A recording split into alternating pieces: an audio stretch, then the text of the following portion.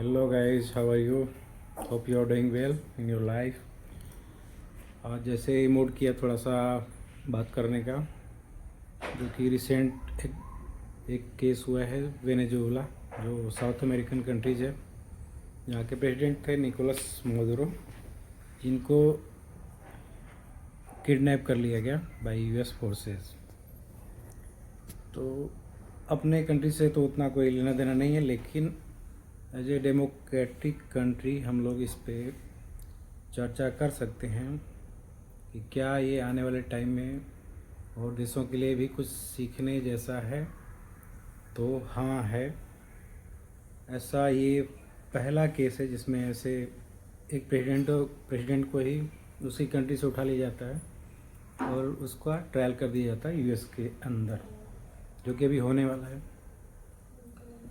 इससे ये साबित होता है, जो हम लोग अपने यहाँ पे बोलते हैं कि जिसकी लाठी उसकी भैंस। तो लाठी यूएस के पास है क्योंकि उसके पास जो मॉडर्न टेक्नोलॉजी है, उसके पास इंटरनेट का पावर है, उसके पास वेपन का पावर है, उसके पास मनी का पावर है, जिसकी वजह से वो ऐसा कर सकता है।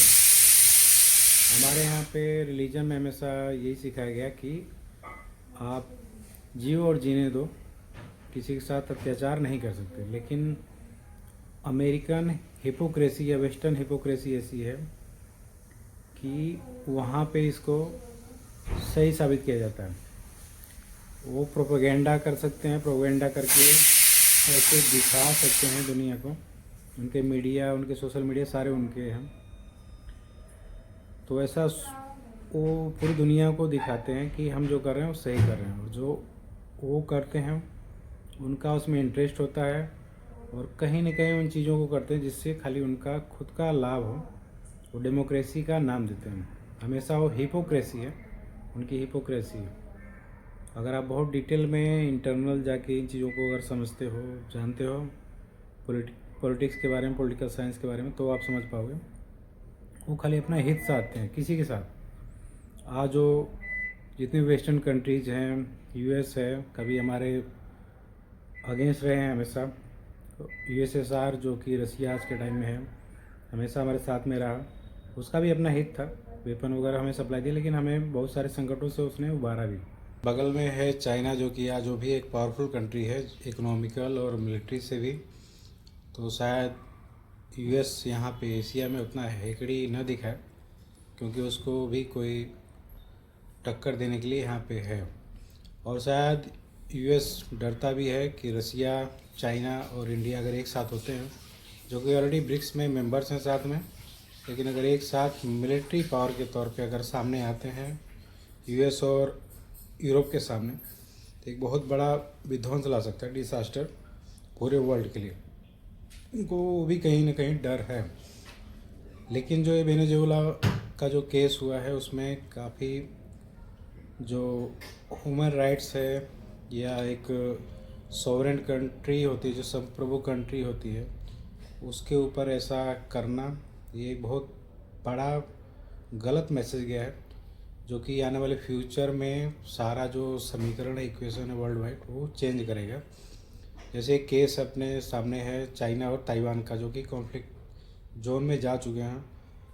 जो चाइनीज़ मेन कंट्री है, यानी मेनलैंड चाइना जिसको बोलते हैं, वहाँ से गवर्नमेंट जो गवर्न करती है, वो बोलती है कि ताइवान एक पार्ट है मेनलैंड चाइना का।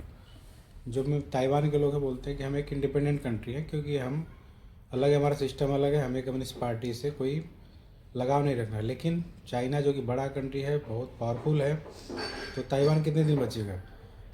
अगर चाइना अटैक करता है ताइवान पे, तो क्या कोई संस्था जो कि यूएन और जो अदर कंट्रीज हैं उसको गलत ठहरा पाएंगे? नहीं ठहरा पाएंगे। तो ये एक बड़ा गलत सिग्नल गया पूरे वर्ल्ड वाइड कि एक ताकतवर देश जो है एक कमज़ोर देश को कभी भी झुका सकता है। तो ताइवान वाले केस में भी वही होगा आने वाला टाइम में। हांगकांग ऑलरेडी जो है, जो चाइनीज़ गवर्नमेंट है, उसने लगभग कैप्चर कर लिया है। ताइवान है, ताइवान का भी नंबर आ चुका है, बहुत ज़्यादा लंबा नहीं चलेगा। इसमें एक चीज़ हमें सीखना चाहिए कि जो पावर है वो पावर को रिस्पेक्ट करती है। जैसे कि एक छोटा सा कंट्री है बगल में साउथ कोरिया के पास में, नॉर्थ कोरिया, जो कि पहले एक पार्ट होते थे, अलग हो गए बाद में। वो भी यूएस और रशिया के झगड़े के चक्कर में दो भाई अलग अलग बढ़ गए और आज एक दूसरे के जानी दुश्मन हैं। तो नॉर्थ कोरिया जो कि रशियन सपोर्टेड था, उसके पास न्यूक्लियर मिसाइल्स हैं, उससे नहीं टकराता यूएस। उससे हाथ मिलाने के लिए चले जाते हैं जो ट्रम्प हैं पहले कार्यकाल में, उन पे कोई अटैक नहीं होता है। वहाँ पर मिलिट्री खड़ी है लेकिन कोई अटैक नहीं होता, क्योंकि उसके पास न्यूक्लियर वेपन है, जो इंटरकॉन्टिनेंटल मिसाइल है, जो कि वो मार सकता है और विध्वंस ला सकता है। उसके बगल में साउथ कोरिया, जापान या यूएस तक हो सकता पहुँच जाए, कोई पता नहीं, क्योंकि उसके ऊपर रशिया और चाइना का उसके ऊपर भी हाथ है। लेकिन उसने ये चीज़ दिखाया कि हमेशा पावर जो है, पावर को रिस्पेक्ट करती है। तो एज ए इंडियन हमारा क्या होना चाहिए, हमें भी टेक्नोलॉजी पर काम करना चाहिए। जितनी भी R&D है उस पर बहुत ज़्यादा खर्च करना चाहिए गवर्नमेंट को, ताकि हम भी एक कैपेबल कंट्री बने टेक्नोलॉजी के मामले में। अगर आपके पास टेक्नोलॉजी है गई, आप दुनिया को अपनी मुट्ठी में कर सकते हो। आप चीज़ों को बेचो, चीज़ों से पैसे आएंगे, आप अपने मिलिट्री, अपने पब्लिक के लिए बहुत कुछ कर सकते हो। जैसे कि चाइना ने इन लोगों को कॉपी कर किया, जापान और यूएस को, और आज वो खुद एक दूसरी महाशक्ति के रूप में उभर गया। तो हमें भी उस चीज़ को सीखना चाहिए एज ए भारतीय, कि हम कैसे अपने देश को उस लेवल पे लेके आएँ। खासकर जो हमारी गवर्नमेंट होती है उनको उस पर फोकस करना चाहिए टेक्नोलॉजी पे, कि जितना ज़्यादा एडवांस टेक्नोलॉजी अपने पास होगा, दुनिया आपकी सुनेगी। नहीं तो कल को कोई भी आएगा ऐसे किसी को ठोकेगा। पाकिस्तान जैसा देश है जो इसके पास अपने खाने के पैसे नहीं, वो भी धमकाता है न्यूक्लियर मार दूंगा, न्यूक्लियर मार दूंगा। हमारे पास टेक्नोलॉजी होगी, हमारे ऊपर आएगा नहीं न्यूक्लियर। अगर आया तो उसका नामो निशान मिट जाएगा, उसको भी पता होना चाहिए। तो उस तरह से अपने आप को पावरफुल बनाना होगा। हमारे बीच में कोई मीडिएटर ना, जैसे ट्रम्प साहब बोलते हैं कि हमने इंडिया यूएस पाकिस्तान का वार जो है रोक दिया।